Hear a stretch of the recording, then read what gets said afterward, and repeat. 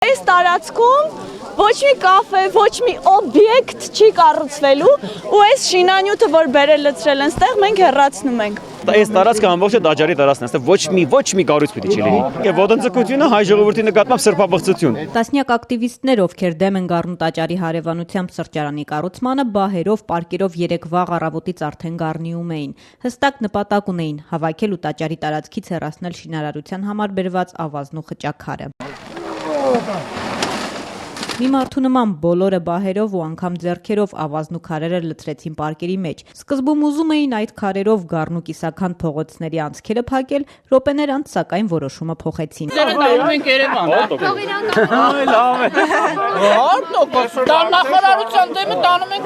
Սակայն Կոտայքի Գառնիի բաժանմունքի ոստիկանության ներկայացուցիչները սրճարանի քարերը մշակույթի նախարարություն տանելու որոշումը չողջունեցին, թեև օրենքի որևէ կետի հղում չարեցին, սակայն պնդեցին, թե դա օրենքի խախտում է։ Այս մեշոկները Երևան դանելը, դա օրենքի, դա հենց մեր իրավունքն է։ Չէ, հիմա ասեմ, այդ ապրանքը պատկանում է մեկ ուրիշի։ Դա ապրանք չի, դա զիբիլ է։ Զիբիլը ինչ է, պատկանում է մեկ ուրիշի։ Դուք իրավունք չունեք տանել։ Բերեք դա վերադասեք դրեք տեղը։ Դա մշակույթի նախարարինն է։ Ես Բայց լուրջ կատակ չեմ ասում։ Ես ձեզ ուղղակի խնդրում եմ, եկեք մենք չգնանք այդ քայլերի, նորմալ ոնց որ կարգն է, նորմալ։ Չէ, օրենքի որ կետով եք դուք հիմա հիմնավորում, որ սա օրենքի խախտում է, որ ես դեղափոխեմ այստեղից Ուրիշի գույքն է դա։ Սա ուրիշինը չի։ Ընդ որում Կոտայքի ոստիկանապետի պնդումներին, թե քարը Երևան տեղափոխելու դեպքում ակտիվիստները կարող են կանգնել դատարանի առջև, ակտիվիստներին ոչ թե ընկճեց, այլ հակառակը ոգևորեց։ Ավելին խոստացան հարկ եղած դեպքում իրենց անձնագրերն անձամբ ներկայացնել։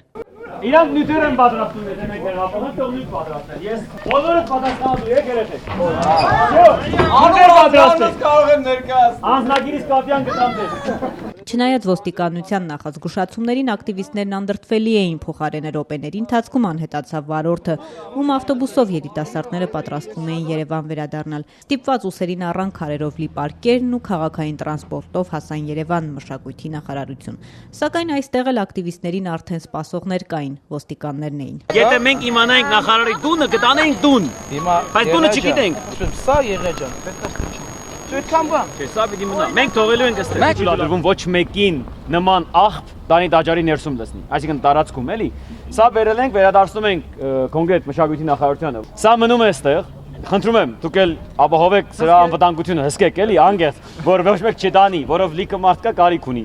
Թող մնա, վաղը թող նախարարությունը, նախարարները որ կան, թող հասկանան, որ քաղաքացիները տերն են իրանց երկրի, եւ սա առաջի պատգամն է իրանց։ Այսօր մեշոկներով քար եւ ավազ ենք վերել։ Եթե ոտնձգություն լինի եւս մեր մշակույթային կոթողների վրա,